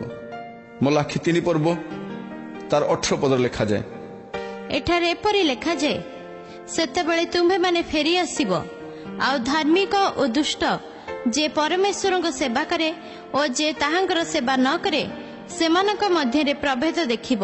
ସେ ଆସିବେ ଏବଂ ଦୁଷ୍ଟ ଓ ଧାର୍ମିକକୁ ଅଲଗା କରିବେ। ଆଜି ଦୁଷ୍ଟ ଓ ଧାର୍ମିକ, ଶସ୍ୟ ଏବଂ ଅଗାଡ଼ି ମିଳିତ ଭାବରେ ଏକାଠି ରହୁଛନ୍ତି। ଏଠାରେ କେହି ଭାବି ପାରୁନାହାନ୍ତି, ଏଠି ଅଗାଡ଼ି ମଧ୍ୟ ଶସ୍ୟ ପରି ଦେଖାଯାଉଛି, ଦୁଷ୍ଟ ମଧ୍ୟ ଧାର୍ମିକ ଭଳି ବେଳେ ବେଳେ ଦେଖାଯାଏ। ପ୍ରଭୁ ଯୀଶୁ କାହିଁକି ଆସୁଛନ୍ତି? ମାଥ୍ୟୁ 25 ପର୍ବ 29 ପଦରୁ 30 ପଦ। ସେ ଆସୁଛନ୍ତି ମେଷ ଓ ଛାଗକୁ ଅଲଗା କରିବା ନିମନ୍ତେ। ଆସିବାର ମୂଳ ଉଦ୍ଦେଶ୍ୟ ସେ ମେଷକୁ ଛାଗକୁ ଅଲଗା କରିବେ। ଏବେ ଛାଗ ମଧ୍ୟ ମେଷ ପରି ଦେଖାଯାଉଛି। ସେ କାହିଁକି ଆସୁଛନ୍ତି? ଆପଣଙ୍କର କର୍ମ ଅନୁସାରେ ଦଣ୍ଡ ଦେବା ନିମନ୍ତେ। ଆପଣଙ୍କର କର୍ମର ଫଳ ଆପଣ ଭୋଗିବେ। ପ୍ରକାଶିତ ବାକ୍ୟ 22 ପର୍ବ 12 ପଦରେ ଆମେ ଦେଖୁ ଯେ ଆପଣ ଯେଉଁ କର୍ମ କରିଛନ୍ତି ତାହା ଆପଣଙ୍କର ଅନୁବର୍ତ୍ତୀ ହେବ। ଆପଣ ଯେଉଁ କର୍ମ କରିଛନ୍ତି ତାହା ଆପଣଙ୍କୁ ଭୋଗିବାକୁ ପଡ଼ିବ। ଦିନେ ଆପଣଙ୍କୁ ପ୍ରଭୁଙ୍କର ବିଚାର ସମ୍ମୁଖରେ ଠିଆ ହେବାକୁ ପଡ଼ିବ। ହୁଏତ ଆକାଶ ତଳେ ଆପଣ ଜଣେ ମହାନ ଲୋକ ଅଟନ୍ତି, ସମ୍ଭ୍ରାନ୍ତ ଲୋକ ଅଟନ୍ତି, ଆପଣଙ୍କୁ ଲୋକମାନେ ବହୁତ ମାନ୍ୟ କରନ୍ତି, ଆପଣ ଉଚ୍ଚ ପଦରେ ସ୍ଥାପିତ ହୋଇଛନ୍ତି। ହୁଏତ ଆପଣ ଜଣେ ଡକ୍ଟର, ଇଞ୍ଜିନିୟର, ଆଇଏଏସ୍ ଅଫିସର, ମନ୍ତ୍ରୀ ହୋଇପାରନ୍ତି, ବୈଜ୍ଞାନିକ ହୋଇପାରନ୍ତି, କିନ୍ତୁ ଦିନ ଆସିବ ଆମ ସମସ୍ତଙ୍କୁ ଯୀଶୁଙ୍କର ବିଚାରସନ ସମ୍ମୁଖରେ ଠିଆ ହେବାକୁ ପଡ଼ିବ। ସେଦିନ ଆପଣ କ'ଣ ବୋଲି ଉତ୍ତର ଦେବେ? ଆଜି ଦ୍ୱାର ଖୋଲା ଅଛି। ଆଜି ସ୍ୱର୍ଗରୁ ଆପଣ ସେହି ସୁରକ୍ଷା ପାଇପାରିବେ। ଆଜି ସ୍ୱର୍ଗରୁ ସେ ପ୍ରଭୁଙ୍କର ଦିଆଯାଉଥିବା ପରିତ୍ରାଣର ଅଂଶୀ ହୋଇପାରିବେ। ଆଜି ଆପଣ ତାହା ପାଇପାରିବେ। ପ୍ରଭୁ ଯୀଶୁ ଆସୁଛନ୍ତି ଆପଣଙ୍କର କଥା ଅନୁସାରେ ଆପଣଙ୍କର ବିଚାର କରିବା ନିମନ୍ତେ। ମାଥ୍ୟୁ 12 ପର୍ବ 36 ଏବଂ 37 ପଦ ପଢ଼ିଲେ ଆପଣ ଜାଣିବେ, ଆପଣଙ୍କର ସମସ୍ତ କଥାର ବିଚାର ଦିନେ ହେବ। ସମସ୍ତ କଥା ଆପଣଙ୍କର ବିଚାର ହେବ। ସେଦିନ ଆପଣ କ'ଣ କରିବେ? ଆଜି ଆମେ ଯାହା ବି କହୁଛୁ, ଆମେ ଭାବୁଛୁ ମୁଁ କହିବା କଥା କିଏ ଶୁଣୁଛି, କିନ୍ତୁ ଆପଣଙ୍କର ସମସ୍ତ କଥା ବିଚାରରେ ନିଆଯିବ। ପ୍ରଭୁ ଯୀଶୁ ଆସୁଛନ୍ତି ମାଥ୍ୟୁ 10 ପର୍ବ 42 ପଦରେ ଦେଖୁଛୁ। ସେ ଆସୁଛନ୍ତି ଆପଣ ତାଙ୍କର ସଦ୍ଭକ୍ତମାନଙ୍କ ପ୍ରତି, ତାଙ୍କର ପ୍ରିୟଜନମାନଙ୍କ ପ୍ରତି ଯେଉଁ ଉତ୍ତମ କର୍ମ କରିଛନ୍ତି। ଲେଖାଯାଏ, ଯଦି ତୁମେ ଗିନାଏ ପାଣି ଦେଇଛ ତୁମେ ପୁରସ୍କାର ହରାଇବ ନାହିଁ। ଆପଣ ପ୍ରଭୁଙ୍କ ଲୋକମାନଙ୍କୁ କ'ଣ କରନ୍ତି? ଆଜି ଆମେ ଚତୁଃପାର୍ଶ୍ୱରେ ଦେଖୁ ଯୀଶୁଖ୍ରୀଷ୍ଟଙ୍କୁ ବିଶ୍ୱାସ କରୁଥିବା ଲୋକମାନେ, ତାଙ୍କ ସେବା କାର୍ଯ୍ୟ କରୁଥିବା ଲୋକମାନେ ତାଡ଼ନା ମଧ୍ୟରେ ଅଛନ୍ତି, ସମସ୍ୟା ମଧ୍ୟରେ ଅଛନ୍ତି, କଷ୍ଟ ମଧ୍ୟରେ ଅଛନ୍ତି। ଲୋକମାନେ ସେମାନଙ୍କୁ ଦୁର୍ବଳ ମନେ କରି ସେମାନଙ୍କ ପ୍ରତି ଅନ୍ୟାୟ କରିବା ବିଷୟ ଆମେ ଦେଖୁ, କିନ୍ତୁ ଦିନ ଆସିବ ସେ ସବୁର ବିଚାର କରାଯିବ। ପ୍ରଭୁ ଯୀଶୁ ସ୍ୱୟଂ ସେମାନଙ୍କୁ ଦଣ୍ଡ ଦେବେ। ଆଜି ଆପଣ ଯେ କେହି ମଧ୍ୟ ହୁଅନ୍ତୁ ନା କାହିଁକି, ଆପଣ ଉଦ୍ଧାର ପାଇପାରିବେ। ଦୁନିଆରେ ଯେତେ ବଡ଼ ସାଧୁ ହୁଅନ୍ତୁ, ଯେତେ ବଡ଼ ମହାତ୍ମା ହୁଅନ୍ତୁ, ଯେତେ ବଡ଼ ବିଜ୍ଞ ଲୋକ ହୁଅନ୍ତୁ, ଯୀଶୁଙ୍କ ବିନା ଉଦ୍ଧାର ନାହିଁ। ପ୍ରିୟ ବନ୍ଧୁ, ଆପଣଙ୍କ ପାଇଁ ସ୍ୱର୍ଗର ଦ୍ୱାର ବନ୍ଦ ହେବା ପୂର୍ବରୁ ଆଜି ଆପଣ ଗୋଟିଏ ସିଦ୍ଧାନ୍ତ ନେଇପାରିବେ। ଆଜି ଆପଣ ଗୋଟିଏ ସିଦ୍ଧାନ୍ତରେ ପହଞ୍ଚି ପାରିବେ ଯେ ଆପଣ ଏ ଜଗତର ଯାତ୍ରା ସମାପ୍ତି ପରେ ଆପଣ କେଉଁଠି ଯିବେ। କାରଣ ବାଇବଲ କହେ, ଥରେ ମାତ୍ର ଜନ୍ମ, ମୃତ୍ୟୁ ଏବଂ ତାପରେ ବିଚାର ନିରୂପିତ ଅଛି। ହୁଏତ ଆପଣଙ୍କ ପାଇଁ ସ୍ୱର୍ଗର ଦ୍ୱାର ବନ୍ଦ ହୋଇପାରେ, କାରଣ ଆପଣ ଜାଣନ୍ତି ନାହିଁ କେଉଁ ଦିନ ଆପଣଙ୍କର ଯାତ୍ରା ସମାପ୍ତ ହେବ। ଏ ପୃଥିବୀରୁ ଆପଣଙ୍କ ଯାତ୍ରା କେବେ ସମାପ୍ତ ହେବ ଆପଣ ଜାଣନ୍ତି ନାହିଁ। ଏ ପୃଥିବୀରେ ଆପଣଙ୍କ ଯାତ୍ରା ସମାପ୍ତ କଲା ପରେ ଆପଣ ଆପଣଙ୍କର ସୃଷ୍ଟିକର୍ତ୍ତାଙ୍କୁ ସାକ୍ଷାତ କରିବେ, ଯେ ଆପଣଙ୍କୁ ଏ ଜଗତକୁ ପଠାଇଥିଲେ। ତାଙ୍କ ପାଇଁ ଆପଣଙ୍କ ହୃଦୟରେ ସ୍ଥାନ ଅଛି ତ? ଆକାଶ ତଳେ ସୃଷ୍ଟିର ଆରମ୍ଭରୁ ସୃଷ୍ଟିର ଶେଷ ପର୍ଯ୍ୟନ୍ତ ଯୀଶୁଖ୍ରୀଷ୍ଟ ହିଁ ଏକମାତ୍ର ତ୍ରାଣକର୍ତ୍ତା ଅଟନ୍ତି। ସମସ୍ତ ଯୁଗରେ ଯୀଶୁ ହିଁ ତ୍ରାଣକର୍ତ୍ତା। ପ୍ରଥମ ମଣିଷ ଆଦମ ଏବଂ ତାଙ୍କର ସହଧର୍ମିଣୀ ସେମାନେ ଯେତେବେଳେ ପାପ କଲେ, ସ୍ୱର୍ଗର ପରମେଶ୍ୱର ନିଜେ ହିଁ ସେମାନଙ୍କ ନିମନ୍ତେ ମୁକ୍ତିର କାର୍ଯ୍ୟ ସମାପ୍ତ କଲେ। ମିଶର ଦେଶରେ ଯେତେବେଳେ ପ୍ରଭୁଙ୍କ ଲୋକମାନେ ଦାସତ୍ୱ ଅବସ୍ଥାରେ ଥିଲେ, ବାହାରି ଆସିବା ସମୟରେ ସ୍ୱୟଂ ପ୍ରଭୁ ସେମାନଙ୍କୁ ଗୋଟେ ମାଧ୍ୟମ କହିଲେ ଯେ ତୁମର ବାଜୁବନ୍ଧରେ ମେଷର ରକ୍ତଟିଏ ଲଗାଇବ, ନିସ୍ତାର ପର୍ବର ଭୋଜ ପ୍ରସ୍ତୁତ କରିବ। ଏବଂ ପ୍ରଭୁ ଯୀଶୁଖ୍ରୀଷ୍ଟ ଆସି ସେହି ଛାୟା ସ୍ୱରୂପ ବିଷୟକୁ ବାସ୍ତବରେ ପରିଣତ କଲେ। ପ୍ରଭୁ ନାମାନକୁ ସୁସ୍ଥ କଲେ। ତାର ଉଦ୍ଦେଶ୍ୟ କ'ଣ? ସେ ଯେକୌଣସି ସମ୍ପ୍ରଦାୟର ହୁଅନ୍ତୁ, ଯେକୌଣସି ଦେଶରୁ ହୁଅନ୍ତୁ, ଯୀଶୁଙ୍କ ନାମରେ ହିଁ ଉଦ୍ଧାର ପାଇପାରିବେ। ସାରିଫତ୍ର ବିଧବା ନିକଟକୁ ପ୍ରଭୁ ତାଙ୍କର ଦାସଙ୍କୁ ପଠାଇଥିଲେ। ରୁତ୍ ମୋୟାବ ଦେଶରୁ ଅଣାଯାଇଥିଲେ। କାରଣ ଯେକୌଣସି ସମ୍ପ୍ରଦାୟର ହୁଅନ୍ତୁ, ଯେକୌଣସି ଦେଶରୁ ହୁଅନ୍ତୁ, ଆକାଶ ତଳେ ଯୀଶୁଖ୍ରୀଷ୍ଟ ହିଁ ଏକମାତ୍ର ତ୍ରାଣକର୍ତ୍ତା ଅଟନ୍ତି। ହୁଏତ ଅନେକ ଧର୍ମ ଥାଇପାରେ, କିନ୍ତୁ ତ୍ରାଣକର୍ତ୍ତା ଏକମାତ୍ର ସେ ପ୍ରଭୁ ଯୀଶୁଖ୍ରୀଷ୍ଟ ଅଟନ୍ତି। ହୁଏତ ଅନେକ ମତ ଥାଇପାରେ, ଅନେକ ପଥ ଥାଇପାରେ, କିନ୍ତୁ ଉଦ୍ଧାର ପାଇବା ନିମନ୍ତେ ଯୀଶୁ ହିଁ ଏକମାତ୍ର ପଥ ଅଟନ୍ତି। ଆପଣ ଯେ କେହି ହୁଅନ୍ତୁ ନା କାହିଁକି, ଯୀଶୁଙ୍କ ଠାରେ ବିଶ୍ୱାସ କରି ଆପଣ ଉଦ୍ଧାର ପାଇପାରିବେ। ଯୀଶୁ ହିଁ ଏକମାତ୍ର ତ୍ରାଣକର୍ତ୍ତା। ଅନେକ ବିଷୟରେ ବିଭିନ୍ନ ଧର୍ମଗୁରୁମାନେ ବିଭିନ୍ନ ଶିକ୍ଷା ଦିଅନ୍ତି, କିନ୍ତୁ ଉଦ୍ଧାର ଯୀଶୁଙ୍କ ନାମରେ ଅଛି, ତାହାକୁ କେହି ପରିବର୍ତ୍ତନ କରିନପାରେ। କେବଳ ଯୀଶୁଙ୍କ ନାମରେ ବିଶ୍ୱାସ କରିବା ଦ୍ୱାରା ବିନା ମୂଲ୍ୟରେ ଆପଣ ପରିତ୍ରାଣ ପାଇବେ। ଆପଣଙ୍କୁ ପରିତ୍ରାଣ ପାଇବା ନିମନ୍ତେ କିଛି କରିବାକୁ ପଡ଼ିବ ନାହିଁ। ହୁଏତ ଆପଣ ଖ୍ରୀଷ୍ଟିଆନ ସମ୍ପ୍ରଦାୟରେ ରହିଛନ୍ତି, ଖ୍ରୀଷ୍ଟିଆନ ଘରେ ଆପଣ ବଢ଼ିଛନ୍ତି, ଆପଣ ଗିର୍ଜା ଯାଇଛନ୍ତି, ବାଇବଲ ପଢ଼ିଛନ୍ତି, ନିୟମିତ ପ୍ରାର୍ଥନା କରନ୍ତି, କିନ୍ତୁ ଯଦି ଯୀଶୁଙ୍କୁ ଆପଣଙ୍କର ବ୍ୟକ୍ତିଗତ ତ୍ରାଣକର୍ତ୍ତା ଭାବରେ ଆପଣ ଗ୍ରହଣ କରିନାହାନ୍ତି, ମନେ ରଖନ୍ତୁ ଆପଣ ସ୍ୱର୍ଗରୁ ବଞ୍ଚିତ ହେବେ। ସ୍ୱର୍ଗର ଦ୍ୱାର ବନ୍ଦ ହେବା ପୂର୍ବରୁ, ଆପଣ ଏ ଜଗତରୁ ଆପଣଙ୍କ ଯାତ୍ରା ସମାପ୍ତ କରିବା ପୂର୍ବରୁ ଆପଣଙ୍କୁ ଗୋଟିଏ ନିଷ୍ପତ୍ତି ନେବାକୁ ପଡ଼ିବ ଯେ ୟା ପରେ ଆପଣ କେଉଁଠି ରହିବେ। ଆପଣଙ୍କର ପାପ ଯେତେ ବଡ଼ ହେଉ ବା ଛୋଟ ହେଉ, ଆପଣଙ୍କ ସମସ୍ତ ପାପ କ୍ଷମା କରିବା ନିମନ୍ତେ ଈଶ୍ୱର ବିଶ୍ୱସ୍ତ ଏବଂ ନ୍ୟାୟବାନ ଅଟନ୍ତି। ଯେସାଇ ତାର 1:18 ଲେଖାଯାଏ, ସଦାପ୍ରଭୁ କହନ୍ତି, ଆସ ଆମ୍ଭେମାନେ ଉତ୍ତର ପ୍ରତ୍ୟୁତ୍ତର କରୁ। ତୁମ୍ଭମାନଙ୍କର ପାପ ସବୁ ସିନ୍ଦୁର ବର୍ଣ୍ଣ ପରି ହେଲେ ହେଁ ହିମ ପରି ଶୁକ୍ଳ ବର୍ଣ୍ଣ ହେବ। ସେ ସବୁ ଲୋହିତ ବର୍ଣ୍ଣ ପରି ରଙ୍ଗ ହେଲେ ହେଁ ମେଷ ଲୋମ ପରି ହେବ। ଗୀତ 103:12 ଲେଖାଯାଏ, ପୂର୍ବରୁ ପଶ୍ଚିମ ଯେତେ ଦୂର, ସେ ଆମ୍ଭମାନଙ୍କ ଠାରୁ ଆମ୍ଭମାନଙ୍କ ଅପରାଧ ସେତେ ଦୂର କରିଅଛନ୍ତି। ଜହନ ପ୍ରଥମ ଜହନ 1:9 ଲେଖାଯାଏ, ଯଦି ଆମ୍ଭେମାନେ ଆପଣା ଆପଣା ପାପ ସ୍ୱୀକାର କରୁ, ତେବେ ସେ ଆମ୍ଭମାନଙ୍କର ପାପ କ୍ଷମା କରିବାକୁ ଓ ସମସ୍ତ ଅଧର୍ମରୁ ଆମ୍ଭମାନଙ୍କୁ ପରିଷ୍କାର କରିବାକୁ ବିଶ୍ୱାସ ଓ ନ୍ୟାୟବାନ ଅଟନ୍ତି। ପ୍ରିୟ ବନ୍ଧୁ, ଆଜି ଆପଣଙ୍କ ସମ୍ମୁଖରେ ଉଦ୍ଧାର ପାଇବା ନିମନ୍ତେ ଗୋଟିଏ ମାର୍ଗ ରହିଛି। ଯୀଶୁ ଆପଣଙ୍କୁ କ୍ଷମା କରିବା ପାଇଁ ପ୍ରସ୍ତୁତ ଅଛନ୍ତି। ତାଙ୍କଠାରୁ ମୁକ୍ତି ଆପଣ ପାଇପାରିବେ, ତାହା ଆଜି ଆପଣଙ୍କ ନିମନ୍ତେ ଉପଲବ୍ଧ ଅଟେ। କିନ୍ତୁ ଯେଉଁଦିନ ସ୍ୱର୍ଗର ଦ୍ୱାର ବନ୍ଦ ହେବ, ସେଦିନ ଆପଣଙ୍କ ପାଇଁ ଅନୁଗ୍ରହ ସମାପ୍ତ ହେବ।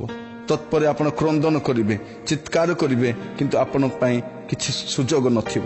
ସେହି ସମୟରେ ଆପଣ ଉଦ୍ଧାର ପାଇପାରିବେ ନାହିଁ। ଏବେ ଆପଣଙ୍କ ନିମନ୍ତେ ଉଦ୍ଧାର ମିଳିପାରେ। ଆପଣଙ୍କ ପାଇଁ ଜଣେ ସପକ୍ଷବାଦୀ ପ୍ରଭୁ ଯୀଶୁ ଖ୍ରୀଷ୍ଟ ଯେ ଜଗତରେ ଆପଣଙ୍କର ମୁକ୍ତି ସାଧନ କଲେ, ଆପଣଙ୍କ ନିମନ୍ତେ ଗୁହାରି କରିବା ପାଇଁ ପିତାଙ୍କର ଦକ୍ଷିଣ ପାର୍ଶ୍ୱରେ ବସିଛନ୍ତି। ସେ ଆପଣଙ୍କ ସପକ୍ଷରେ ପ୍ରାର୍ଥନା କରୁଛନ୍ତି। କିନ୍ତୁ ଆଜି ଆପଣଙ୍କୁ ଏହି ସ୍ଥାନରେ ଗୋଟେ ସିଦ୍ଧାନ୍ତ ନେବାକୁ ପଡ଼ିବ। ଆଜି ଆପଣଙ୍କୁ ଏ ସ୍ଥାନରେ ଗୋଟେ ସିଦ୍ଧାନ୍ତ ନେବାକୁ ପଡ଼ିବ ଯେ ଆପଣଙ୍କର ଯାତ୍ରା ଶେଷରେ ଆପଣ କୋଉଠି ରହିବେ। ପ୍ରିୟ ବନ୍ଧୁ, ଆଜି ଆପଣଙ୍କୁ ଜଗତର ସମସ୍ତ ବିଷୟ ଆନନ୍ଦ ଦେଉଛି। ସାଧାରଣତଃ ଜଗତରେ ଆମେ ପ୍ରାଧାନ୍ୟ ଦେଇଥାଉ ଆମ ଜ୍ଞାନ, ଧନ ଏବଂ ପ୍ରତିଷ୍ଠାକୁ। ଯେରେମିୟ 9:23 ଆମେ ଦେଖୁ ଯେ ଜ୍ଞାନବାନ ଆପଣା ଜ୍ଞାନରେ ଦର୍ପଣ କରୁ, ଧନବାନ ଆପଣା ଧନରେ ଦର୍ପଣ କରୁ ଏବଂ ବଳବାନ ଆପଣା ବଳରେ ଦର୍ପଣ କରୁ। ଆଜିର ସମୟରେ ଆମର ନିଜର ଚାକିରି, ନିଜର ବିଜନେସ୍, ନିଜର ଜମିବାଡ଼ି, ନିଜର ସମସ୍ତ ପ୍ରକାର ଜାଗତିକ ଧନକୁ ନେଇ ଆମେ ଦର୍ପ କରୁଛୁ। ଆମମାନଙ୍କର ଜ୍ଞାନ ନିମନ୍ତେ ଆମେ ଦର୍ପ ଅନୁଭବ କରୁଛୁ। କିନ୍ତୁ ଏହି ଜ୍ଞାନ ଆପଣଙ୍କୁ ଅନନ୍ତ କାଳକୁ ନେଇପାରିବ ନାହିଁ। ଏହି ଧନ ଆପଣ ଯିବା ସମୟରେ ସାଥିରେ ନେଇପାରିବେ ନାହିଁ। ଏଠିକାର ପ୍ରତିଷ୍ଠା ଆପଣ ଏଠି ହିଁ ରହିଯିବ। ଯଦି ଏତେ ବଡ଼ ବଡ଼ ରାଜା ମହାରାଜ ଚାଲିଗଲେ, ଦେଶର ମୁଖ୍ୟମାନେ ଚାଲିଗଲେ, ଦେଶର ବଡ଼ ବଡ଼ ଅଧିପତିମାନେ ଚାଲିଗଲେ, ପ୍ରିୟ ବନ୍ଧୁ ଆପଣ କ'ଣ ରହିବେ? ଆପଣଙ୍କୁ ଦିନେ ଯିବାକୁ ପଡ଼ିବ। କିନ୍ତୁ ଏଠୁ ଯିବା ପୂର୍ବରୁ ଆପଣ ସୁନିଶ୍ଚିତ ହୁଅନ୍ତୁ ଆପଣ କେଉଁଠି ଯିବା ପାଇଁ ଚାହାନ୍ତି। ପ୍ରଭୁ ଆପଣଙ୍କୁ ଆଜି ଡାକୁଛନ୍ତି। ଆଜି ଏ ସମ୍ବାଦ ମାଧ୍ୟମରେ ଆପଣଙ୍କ ସହିତ କଥା ହେବା ପାଇଁ ଚାହାନ୍ତି ଯେ ସ୍ୱର୍ଗର ଦ୍ୱାର ବନ୍ଦ ହେବା ପୂର୍ବରୁ ଆପଣ ଗୋଟେ ନିଷ୍ପତ୍ତି ନେଇପାରିବେ। ପ୍ରଭୁଙ୍କ ନିକଟକୁ ବାହୁଡ଼ି ଆସିପାରିବେ। ଆପଣଙ୍କର ପାପ ସ୍ୱୀକାର କରିପାରିବେ, କାରଣ ସେ ଅନେଇ ରହିଛନ୍ତି। ପ୍ରିୟ ବନ୍ଧୁ, ଆପଣ କେହି ମଧ୍ୟ ତହିଁରୁ ବର୍ତ୍ତି ପାରିବେ ନାହିଁ। ସମସ୍ତଙ୍କୁ ଦିନେ ତାଙ୍କୁ ସାମ୍ନା କରିବାକୁ ପଡ଼ିବ। ହୁଏତ ଆଜି ଏହି ଜଗତରେ ଆପଣ ଅନେକ ବିଷୟ ନିମନ୍ତେ ଦର୍ପ ଅନୁଭବ କରୁଛନ୍ତି, ଅନେକ ବିଷୟ ସକାଶେ ଆପଣଙ୍କର ଗର୍ବ ଅଛି, କିନ୍ତୁ ସେଦିନ ଆପଣଙ୍କର କୌଣସି ଦର୍ପ କାମରେ ଆସିବ ନାହିଁ। ବାଇବଲ କହେ, ଯଦି ତୁମେ ଦର୍ପ କରୁଛ ତାହେଲେ ମୋତେ ଜାଣିଛ ଆଉ ଚିହ୍ନିଛ ବୋଲି ଦର୍ପ କର, ମୋତେ ପାଇଛ ବୋଲି ଦର୍ପ କର। ପ୍ରିୟମାନେ, ଆପଣ ପ୍ରଭୁ ଯୀଶୁଙ୍କୁ ବ୍ୟକ୍ତିଗତ ତ୍ରାଣକର୍ତ୍ତା ଭାବେ ଗ୍ରହଣ କରିଛନ୍ତି କି? ଯଦି ଗ୍ରହଣ କରିନାହାନ୍ତି, ସ୍ୱର୍ଗର ଦ୍ୱାର ବନ୍ଦ ହେବା ପୂର୍ବରୁ, କାରଣ ଯେତେବେଳେ ସ୍ୱର୍ଗର ଦ୍ୱାର ବନ୍ଦ ହେବ ଆପଣଙ୍କ ନିମନ୍ତେ ଅନନ୍ତ ଦଣ୍ଡ ରହିଛି। ସ୍ୱର୍ଗ ଦ୍ୱାର ବନ୍ଦ ହେଲା ପରେ ନର୍କର ଦ୍ୱାର ଉନ୍ମୁକ୍ତ ନିଶ୍ଚୟ ହେବ। ଆଉ ଯେଉଁମାନେ ସ୍ୱର୍ଗର ଅଧିକାରୀ ହେବେ ନାହିଁ ସେମାନେ ନିଶ୍ଚୟ ଅନନ୍ତ ନର୍କକୁ ନିଆଯିବେ। ଅନନ୍ତ କାଳ ଆପଣଙ୍କର କେଉଁଠି କ୍ଷେପଣ କରିବେ? ଆପଣଙ୍କର ଅନନ୍ତ କାଳ ଆପଣ କେଉଁ ସ୍ଥାନରେ କ୍ଷେପଣ କରିବା ପାଇଁ ଚାହାନ୍ତି? ଆଜି ଆପଣ ସିଦ୍ଧାନ୍ତ ନେଇପାରିବେ। ଯଦି ଆପଣ ଚାହାନ୍ତି ନିଜର ଜୀବନକୁ ସଜାଡ଼ିବା ନିମନ୍ତେ, ପ୍ରଭୁଙ୍କ ନିକଟକୁ ବାହୁଡ଼ି ଆସିବା ନିମନ୍ତେ, ଆଜି ଆପଣଙ୍କ ପାଖରେ ଗୋଟେ ଅପୂର୍ବ ସୁଯୋଗ ରହିଛି। ଆପଣ ଯୀଶୁଙ୍କୁ ଗ୍ରହଣ କରିପାରିବେ। ଯୀଶୁ କୌଣସି ଦେଶରୁ ଆସିନଥିଲେ, ଯୀଶୁ କୌଣସି ସମ୍ପ୍ରଦାୟର ନୁହନ୍ତି, ଯୀଶୁ କୌଣସି ଜାତିର ନୁହନ୍ତି। ଯୀଶୁ ସମସ୍ତଙ୍କ ପାଇଁ ସମାନ ଅଟନ୍ତି, କାରଣ ଯୀଶୁ ସ୍ୱର୍ଗରୁ ଆସିଥିଲେ। ସେ ସ୍ୱର୍ଗର ପରମେଶ୍ୱର, ଯାହାଙ୍କ ଦ୍ୱାରା ସମସ୍ତ ସୃଷ୍ଟି ହେଲା, ଯାହାଙ୍କ ବିନା ଗୋଟିଏ ହେଲେ ସୃଷ୍ଟି ହେଇନାହିଁ। ସେ ସୃଷ୍ଟିକର୍ତ୍ତା ପରମେଶ୍ୱର, ସେ ତିଆରି କରିଥିବା ମନୁଷ୍ୟମାନଙ୍କୁ ପାପରେ ଦେଖିପାରିବେ ନାହିଁ, ଅବାଟରେ ଦେଖିପାରିବେ ନାହିଁ, ତେଣୁ ସେ ଜଗତକୁ ଆସିଥିଲେ। ତେଣୁ ତାଙ୍କ ଜନ୍ମଦିନକୁ ବଡ଼ଦିନ ବୋଲି କୁହାଯାଏ। ଯେହେତୁ ସ୍ୱର୍ଗର ପରମେଶ୍ୱର ଆପଣଙ୍କ ନିମନ୍ତେ, ମୋ ନିମନ୍ତେ ଜଗତକୁ ଆସିଥିଲେ, ଆଉ ଆପଣଙ୍କ ନିମନ୍ତେ, ମୋ ନିମନ୍ତେ ସେ ମହାମୁକ୍ତି ସାଧନ କଲେ, ସେହି ଦିନଟିକୁ ଶୁଭ ଦିନ କୁହାଯାଏ। କାରଣ ତାଙ୍କର ମରଣରେ ଆପଣଙ୍କର ଜୀବନ ଅଛି, ତାଙ୍କ ରକ୍ତରେ ଆପଣଙ୍କ ପାପ କ୍ଷମା ଅଛି। ଆଜି ଆମେ ସମସ୍ତେ ଚତୁଃପାର୍ଶ୍ୱରେ ଧାଇଁ ବୁଲୁଛୁ। ବିଭିନ୍ନ ଧର୍ମର ଲୋକ ବିଭିନ୍ନ ଉପାୟରେ ସେମାନେ ଉଦ୍ଧାର ପାଇବା ପାଇଁ ଚାହାନ୍ତି। ଖ୍ରୀଷ୍ଟିଆନ ମାନେ ଚର୍ଚ୍ଚ ଆସିକି ଉଦ୍ଧାର ପାଇବା ପାଇଁ ଚାହାନ୍ତି। ସେମାନେ ଭାବନ୍ତି ମୁଁ ଧର୍ମକର୍ମ କରିବା ଦ୍ୱାରା ଉଦ୍ଧାର ପାଇଯିବି।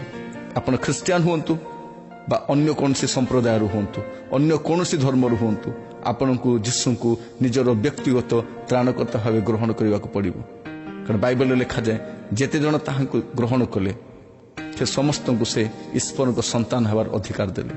ଆଜି ଆପଣ ମଧ୍ୟ ଈଶ୍ୱରଙ୍କ ସନ୍ତାନ ହୋଇପାରିବେ ଏବଂ ଆପଣଙ୍କର ଯାତ୍ରା ଶେଷରେ ଅନନ୍ତ ରାଜ୍ୟରେ ଈଶ୍ୱରଙ୍କ ସହିତ ଆପଣ ରହିପାରିବେ। ସ୍ୱର୍ଗ ଦ୍ୱାର ବନ୍ଦ ହେବା ପୂର୍ବରୁ ଆଜି ଆପଣଙ୍କ ସିଦ୍ଧାନ୍ତ କ'ଣ? ଦିନେ ସ୍ୱର୍ଗ ଦ୍ୱାର ବନ୍ଦ ହୋଇଯିବ, ଅନୁଗ୍ରହ ସମାପ୍ତ ହୋଇଯିବ। ସେଦିନ ପ୍ରଭୁଙ୍କର କୋପ ପ୍ରକାଶିତ ହେବ। ସେଦିନ ପ୍ରଭୁ ଆପଣର କ୍ରୋଧ ଜଗତ ଉପରକୁ ଅଜାଡ଼ି ଦେବେ। ମହାକ୍ଲେଶ ଆସୁଛି, ଯେଉଁମାନେ ପ୍ରଭୁଙ୍କୁ ଉପେକ୍ଷା କରିଛନ୍ତି, ପ୍ରଭୁଙ୍କୁ ନିନ୍ଦା କରିଛନ୍ତି, ତାଙ୍କୁ ତ୍ୟାଗ କରିଛନ୍ତି, ସେମାନେ ଦଣ୍ଡିତ ହେବେ। ଆଜି ଆପଣଙ୍କର ସିଦ୍ଧାନ୍ତ କ'ଣ? ପ୍ରଭୁ ଆପଣମାନଙ୍କୁ ଏହି ବାକ୍ୟ ଦ୍ୱାରା କଥା ହୋଇଛନ୍ତି। ଯଦି ଆପଣମାନେ ବାସ୍ତବରେ ପ୍ରଭୁ ଯୀଶୁଙ୍କ ନିକଟକୁ ବାହୁଡ଼ି ଆସିବା ପାଇଁ ଚାହାନ୍ତି, ତାଙ୍କୁ ନିଜର ଉଦ୍ଧାରକର୍ତ୍ତା ଭାବରେ ଗ୍ରହଣ କରିବା ପାଇଁ ଚାହାନ୍ତି, ମୁଁ ପ୍ରାର୍ଥନା କରିବା ସମୟରେ ମୋ ସହିତ ପୁନରାବୃତ୍ତି ଆପଣ କରିପାରିବେ। ପିତା ପରମେଶ୍ୱର, ମୁଁ ଜଣେ ପାପୀ ଅଟେ, ମୋତେ ଦୟାକର। ମୁଁ ଯୀଶୁଖ୍ରୀଷ୍ଟଙ୍କୁ ନିଜର ଉଦ୍ଧାରକର୍ତ୍ତା ଭାବରେ ଗ୍ରହଣ କରୁଛି। ମୋର ପାପ ସବୁ କ୍ଷମା କର। ହେ ପିତା, ମୋତେ ଉଦ୍ଧାର କରିଥିବାରୁ ଧନ୍ୟବାଦ।